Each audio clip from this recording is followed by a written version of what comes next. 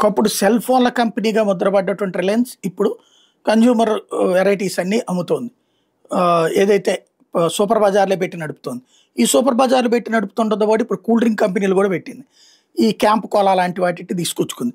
ఇప్పుడు దాని కన్జ్యూమర్ ప్రొడక్ట్స్‌కి సంబంధించినటువంటిది soft drinks, carbonated soft drinks, అట్లాగే కాంపా, ఇండిపెండెన్స్ పేరుతో carbonated soft drinks, package drinking water అది కూడా తీసుకొని వచ్చినటువంటి సందర్భంలో దీంతో పాటుగా ట్యాగ్స్ ఫుడ్స్ వంటి బ్రాండ్లను కూడా కొనుగోలు చేయడం, వీటన్నిటి మధ్యలో దాదాపు ₹1,00,00,000 టర్నోవర్ కోసమని ప్లాన్ చేస్తున్నటువంటి రిలయన్స్ ఇండస్ట్రీస్ ఇప్పుడు దేశవ్యాప్తంగా వివిధ ప్రదేశాల్లో ఇండస్ట్రీస్‌ని పెడుతోంది. ఎలక్ట్రానిక్స్‌తో పాటు ఇతర కన్జ్యూమర్ కేటగిరీలో విస్తరణకి భారీ బ్లూ ప్రింట్ రెడీ చేసుకుంది. అందులో భాగంగా రిలయన్స్ సంస్థ కన్జ్యూమర్ ప్రొడక్ట్స్ రంగంలో ఎక్కడెక్కడ తమ కార్యాలయాలు పెట్టాలి, ఏది తయారీ రంగం పెట్టాలన్నటువంటి ప్లాన్ చేసుకుంది. ఆంధ్రప్రదేశ్లోని కర్నూలు, మహారాష్ట్రలో నాగ్పూర్కి చెందినటువంటి కటోల్లో ఫుడ్ బెవరేజెస్ యూనిట్లకి ₹1,500 కోట్లతో నెలకొల్పబోతుంది.